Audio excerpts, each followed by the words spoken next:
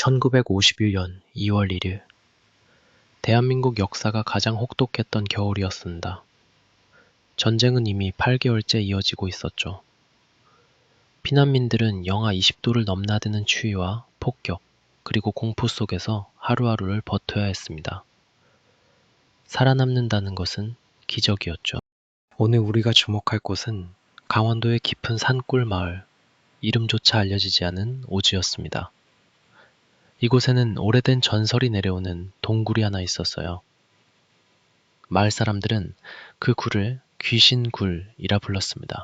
귀신굴은 겨울에도 온기가 유지되어 임시 거처로 쓰기 좋았지만 함부로 들어갔다가는 혼을 뺏긴다는 이야기가 돌았죠.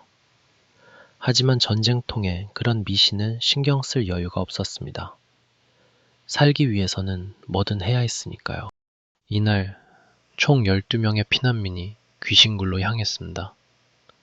세 가족과 몇 명의 고아로 이루어진 작은 무리였습니다. 그 중에는 젖먹이 아기를 안고 있는 젊은 어머니 김순례 씨도 있었습니다. 그녀는 남편을 잃은 지 얼마 되지 않았죠. 굴라는 바깥과 다르게 차분했습니다. 12명은 겨우 모닥불을 피우고 희망 없는 밤을 함께 보내기로 했습니다. 굴 입구는 작은 바위로 겨우 막아두었습니다. 혹시 모를 야생동물이나 순찰대를 피하기 위해서였죠. 자정이 지나고 굴 내부에는 조용하고도 기묘한 분위기가 흘렀습니다. 모두 잠들지 못하고 있었습니다.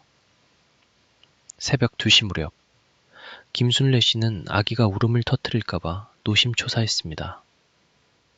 그때였습니다. 굴 바깥에서 기계 소리가 아닌 무언가 질질 끌리는 듯한 소리가 들려왔습니다.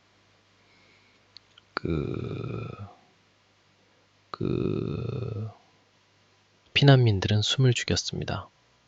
저건 사람 소리가 아니었습니다. 짐승의 울음소리도 아니었고요. 소리는 점점 가까워졌고 돌을 막아둔 굴 입구에 멈췄습니다.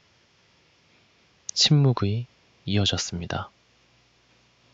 숨쉬는 소리마저 들리지 않았죠. 그때 누군가 밖에서 바위를 긁는 소리가 들렸습니다. 손톱이 돌에 부딪히는 끔찍한 소리였습니다. 스크래치는 무시무시한 속도로 이어졌고 마치 바위를 부술듯이 격렬해졌습니다. 사람들은 비명을 참았습니다. 그리고 갑자기 굴 입구 쪽에서 철컥 하는 소리가 났습니다. 바위를 긁던 것이 멈춘 소리였죠. 바위를 막았던 돌들이 갑자기 안쪽으로 굴러떨어지기 시작했습니다. 무언가 엄청난 힘이 밖에서 밀어낸 것이 분명했습니다. 그 순간 굴 안의 12명은 마치 약속이나 한 듯이 일제히 비명을 질렀습니다. 그리고 그 비명은 5초도 지속되지 못했습니다. 다음날 아침, 인근 마을의 장정 몇 명이 식량을 구하러 귀신굴 주변을 지나가게 되었습니다. 굴 입구가 열려있는 것을 본 그들은 이상함을 느꼈습니다. 분명 누가 숨어 지낸다고 들었기 때문이죠. 그들은 조심스럽게 굴 안으로 들어갔습니다. 굴 내부는 싸늘했습니다. 모닥불은 꺼져 있었고 아무도 없었습니다. 담요, 짐짝, 심지어 밥그릇까지 모든 생필품이 그대로 놓여 있었습니다. 마치 유령처럼 진발한 것이었죠. 성인 12명이 흔적도 없이 사라진 것입니다. 적군이 납치했다고 보기엔 짐이 너무 완벽하게 남아 있었죠. 군인들이라면 모든 것을 약탈했을 겁니다. 게다가 눈이 내린 밤이었기 때문에 발자국이 남았어야 했습니다. 하지만 굴 안팎에는 단 하나의 성인 발자국도 없었습니다. 마치 그들이 하늘로 승천하기라도 한 것처럼 말이죠. 마을 사람들은 공포에 질렸습니다. 이 귀신굴의 전설이 사실이었다고 믿을 수밖에 없었죠. 수색을 시작한 마을 장정들은 굴 깊숙한 곳에서 이상한 것을 발견했습니다. 바로 긁힌 자국이었습니다.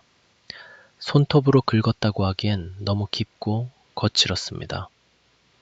날카로운 짐승의 발톱이나 도구가 사용된 듯했죠. 더욱 충격적인 것은 그 긁힌 자국 옆에 희미한 글자가 남겨져 있었다는 점입니다. 피로 쓴 듯 검붉은 자국이었죠. 글자는 아이를 데려가. 겨우 이 5글자만 알아볼 수 있었습니다.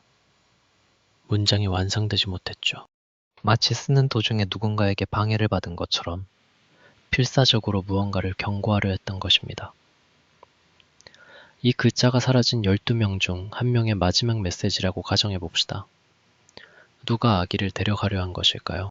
그리고 그 아이, 김순례 씨의 젖먹이 아기는 어떻게 되었을까요? 아기는 발자국도 없이 사라진 12명에 포함되어 있었습니다. 오직 굴 입구에서 발견된 달고 다른 아기 신발 한 짝만이 그들의 존재를 증명했습니다. 마치 마지막 몸부림처럼요. 이 신발을 누가 던졌을까요? 아기를 잃은 어머니 김순례 씨였을까요? 아니면 괴물에게 쫓기던 다른 피난민이었을까요? 군 당국은 이 사건을 단순한 실종이나 대규모 납치로 처리하고 싶어 했습니다. 전쟁의 혼란을 가중시키고 싶지 않았으니까요. 하지만 마을 사람들은 달랐습니다. 그들은 귀신굴이 마침내 인간의 영혼을 먹기 시작했다고 확신했습니다. 전쟁은 무서운 일이지만 인간을 발자국도 없이 사라지게 만드는 힘은 군대가 아니었습니다. 그것은 초자연적인 존재여야 했죠. 그 후 몇 년 동안 귀신굴 근처를 지나가던 사람들은 기괴한 소리를 들었다고 증언했습니다. 그것은 울음소리였습니다. 어른의 절규가 아닌 어린아이의 울음소리. 그것도 아기의 울음소리가 굴 속에서 끊임없이 반복되었다고 합니다. 소문에 의하면 그 울음소리는 아이를 데려가 라는 마지막 메시지를 남긴 어머니의 혼을 부르는 소리라고 합니다. 70년이 지난 지금도 이 강원도의 잊혀진 귀신굴은 지도상에 기록되지 않은 채 남아 있습니다. 접근은 금지되었죠. 하지만 일부 등산객들은 2월이 되면 굴 주변에서 이상한 기운을 느낀다고 합니다. 날짜는 2월 1일 근처라고 하죠. 그날 밤 굴 입구의 돌들은 스스로 움직여 열린다고 합니다. 마치 안에서 누군가 문을 여는 것처럼요. 그들은 아직도 자신들을 데려간 존재를 찾아 헤매는 걸까요? 아니면 그저 새로운 희생양을 기다리는 걸까요? 70년 전 2월 1일의 비극은 아직 끝나지 않았습니다. 이 이야기가 당신에게 소름 돋는 이유는 단 하나입니다. 당신이 이 영상을 보고 있는 날짜가 바로 오늘 2026년 2월 1일이기 때문입니다. 귀신굴의 문이 다시 열리는 바로 그날이죠. 오늘 밤 절대 귀를 기울이지 마세요. 만약 당신이 밖에서 무언가 질질 끌리는 소리를 듣는다면 그건 귀신굴에서 빠져나온 존재가 당신의 문 앞에 도착했다는 뜻입니다.